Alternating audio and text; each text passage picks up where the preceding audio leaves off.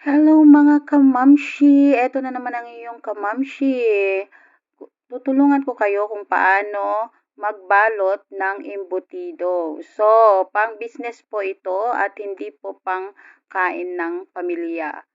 Maganda ito sa business para kumikitang pangkabuhayan. So, ayan guys, ang kailangan lang natin ay sipag, tiyaga, at determinasyon. Sabi nga nila, diskarte lang sa buhay. Kailangan, ang number one dyan is kailangan talkative ka guys. Bravo ka, hindi ka mahihiyang mag-business na kahit maliit lang nakita. So, ayan guys, nilagyan ko na ng karne. Kailangan natin ng foil. Tapos, kailangan malinis ang paligid at naka-gloves ang ating mga kamay kasi pag pagkain ang pinag-uusapan ay kailangan natin malinis. Huwag natin gamitin ang ating kamay kasi ang kamay ang pinakamarumi sa parte ng katawan natin. So, ayan guys, niroll ko na siya, flinat ko yung karne, then niroll ko siya at siniksik ko yung karne dun sa, ayan, nakikita nyo naman kung anong ginagawa ko. So, nakita nyo, naka-gloves ako. Kailangan yan kasi pagkain yan. Then, niroll ko siya ng niroll 2 beses na pinaikot ko siya. Tapos, ginunting ko. So, nakita nyo, ang iyong kawais ay walang nasayang na foil. Kasi ang mahal din ng foil. Nakabudget din po yan sa ating panimula. So, ayan. Binebenta ko yan dito sa UK. At maraming nag-o-order sa akin. Kasi nga, pambaon ng mga masisipag na mga Pilipino dito. Kasi work lang sila. So, ako naman ay work din. Mas maggrabe ang trabaho kasi 24/7. So, ayan, ginunting ko yung sa dulo para pag pinasok natin mamay, sinil natin ay hindi sagabal yung nasa dulo. So, ayan, nakita nyo parang candy lang siya guys at siksik na siksik talaga. So, kasing siksik ng katawan mo. Anyways, ayan.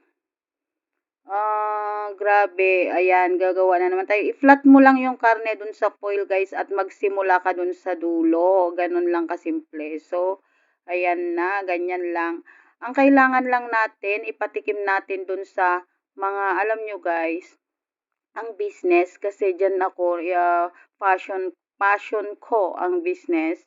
Kasi kahit saan ako magpunta ay gusto ko yung nagbebenta gusto ko yung ako yung sarili ko yung time, ganun yung gusto ko. Tapos, bravo naman ako, nagagamit ko yung yung bravo, kina-bravo, ura sino kasarsarita, talagang i-share ko, DJ, at products ko nga. Tikman mo kahit free, basta matikman lang niya, ganon. Ganon ang style ko kasi kailangan matikman at sa pag natikman kasi ng isang tao at nagustuhan nila, maganda, uulit yan at bibili na yan sa'yo, mag-o-order din, sasabihin niya dun sa mga friends niya, mga kamag-anak niya, ganon.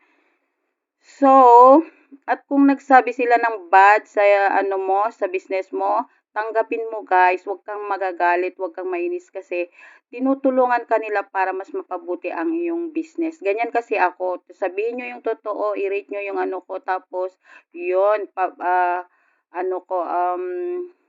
baliwak, okay? At least alam ko na. So, sinil na natin yung yung 4 na piraso ang isang plastic ko guys is 7 pounds. 70 ang palit ngayon, ang mahal ng palit. Kaya ang swerte-swerte ng mga Pilipinong masisipag dito sa UK kasi ang mahal ng palit, 71 yata ang palit ngayon.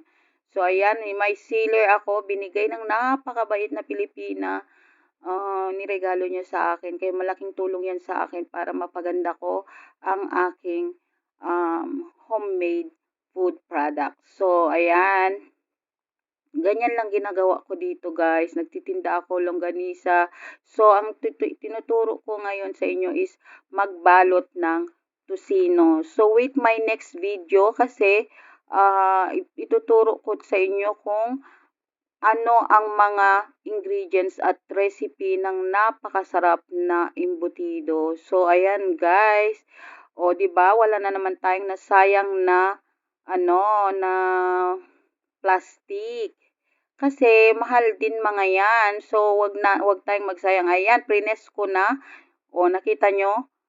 Talagang maganda siyang pangtinda na. So, ito na yung kinalabasan, guys. Makikita nyo, nakasil na siya, maayos na siyang ibenta, ganyan ang result.